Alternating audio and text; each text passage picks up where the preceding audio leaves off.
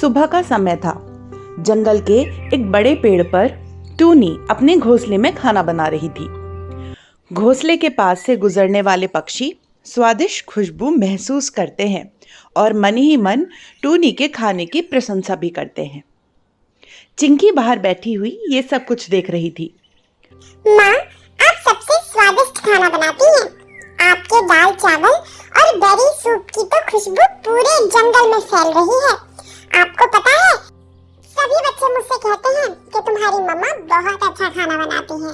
मैं सचमुच में बहुत लकी हूँ। आप इतना अच्छा खाना बनाकर मेरे लिए रेडी करती हैं। बेटा, खाना सिर्फ पेट भरने के लिए नहीं होता, बल्कि इसे प्यार और मेहनत से बनाना चाहिए।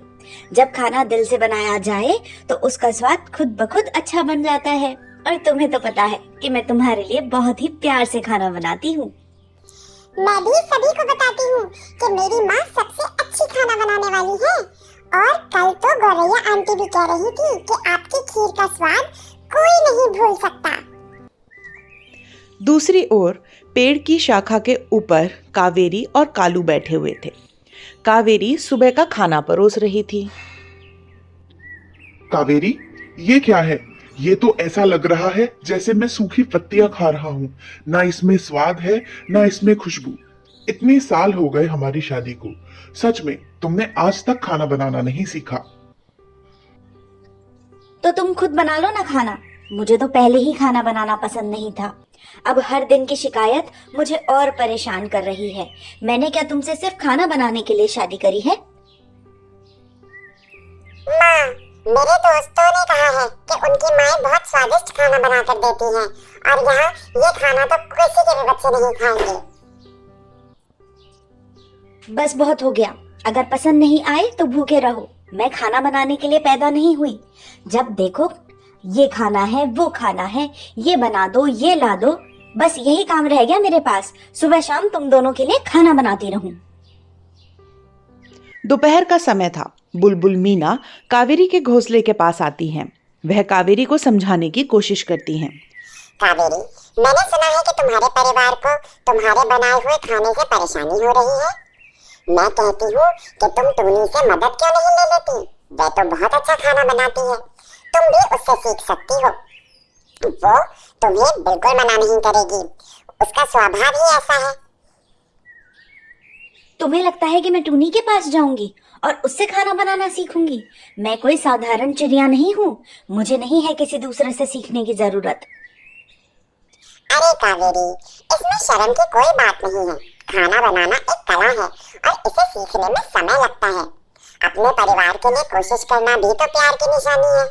बस करो मीना, मैं कोई सीख नहीं लूंगी और अब तुम यहाँ से जा सकती हो। मीना उसे समझाने में असफल होकर वहां से चली जाती है। शाम का समय होता है।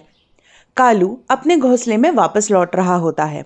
उसके दिल में बहुत ही संकोच होता है क्योंकि आज उसे कावेरी से एक खास बात जो करनी थी। कावेरी, मुझे तुमसे एक बात करनी है। मेरी बहन कल हमारे घोंसले पर आ रही है। वह हमेशा मेरे खाने की तारीफ करती है। तुम तो जानती हो, उसे अच्छा खाना खाना बहुत पसंद है। अरे, तुमने मुझे पहले क्यों नहीं बताया? अब मैं क्या बनाऊंगी? मुझे तो अच्छे खाने का अनुभव ही नहीं है। अरे, तुम कुछ नया बनाने की कोशिश करो। और हाँ, शायद अगर तुम टूनी से मदद मांग लोगी तो बेहतर होगा। टूनी इस जंगल में सबसे अच्छा खाना बनाती है। हे भगवान, तुम्हारी टूनी टूनी बंद करो। मैं खुद कुछ इंतजाम कर लूंगी। कावेरी सोचती है कि टूनी के खाने को चुरा लेना ही सबसे अच्छा तरीका होगा। इससे मेहनत भी बच जाएगी और कालू की बहन के सामने इज्जत भी रह जाएगी। रात का समय होता है। टूनी का घोंसला शांत है और वह अगली सुबह के लिए खाना बनाकर सो चुकी है। कावेरी चुपके से वहां पहुंचती है। वाह, टूनी ने फिर से खीर और सूप बनाया है। अगर ये खाना मैं ले जाऊंगी तो कालू की बहन को लगेगा कि ये मैंने ही बनाया है। कावेरी टूनी के बनाए खाने का एक बड़ा हिस्सा चुरा लेती है और अपने घोंसले पर रख देती है। अगली सुबह टूनी और चिंकी जब खाने के लिए तैयार होती हैं तो देखते हैं कि खाना तो गायब है। माँ, हमारा खाना कहाँ गया? मैंने तो इसे यहीं रखा हुआ देखा था। ये किसी की हरकत है। मुझे लगता है कि हमें ये पता लगाना होगा कि यह चोरी किसने की है। टूनी अपने घोंसले के पास चुराए गए खाने के टुकड़े ढूंढती है और वह उसे कावेरी के घोंसले तक ले जाते हैं। टूनी कावेरी के घोंसले पर पहुंचती है। कावेरी, कालू और उसकी बहन वही खाना परोस रहे होते हैं। कावेरी, यह खाना तुमने चुराया है ना? नहीं नहीं, ये तो मेरा बनाया हुआ खाना है। लेकिन इस खाने का स्वाद तो टूनी के खाने जैसा लग रहा है। कावेरी, सच कबूल लो, मेहनत और ईमानदारी से ही सच्ची इज्जत मिलती है। चोरी से कभी कोई खुश नहीं होता। आखिरकार कावेरी अपनी गलती मान लेती है। मुझे माफ कर दो टूनी, मैं बस अपने परिवार को खुश करना चाहती थी, लेकिन मैंने शायद गलत तरीका अपनाया। क्या तुम मुझे खाना बनाना सिखा सकती हो? मुझे बिल्कुल खाना बनाना नहीं आता और इसी कारण मैंने ये भूल करी है। यही तो पहले कहना चाहिए था ना। मैं हमेशा मदद के लिए तैयार हूँ। तुम जब चाहो मैं तुम्हें खाना बनाना सिखा दूंगी और तब तक के लिए तुम ये खीर और सूप एंजॉय करो। कावेरी टूनी से खाना बनाना सीखती है। वह मेहनत करना और अच्छे से खाने की कला को समझती है।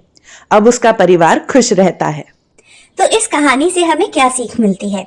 मेहनत और ईमानदारी से सीखी हुई कला ही सच्ची सफलता दिलाती है।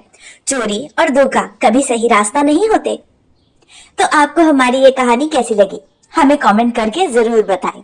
और अगर आपको हमारा ये प्रयास अच्छा लगा हो तो हमारे चैनल को लाइक, शेयर और सब्सक्राइब करना ना भूलें। धन्यवाद। Thank you all the time.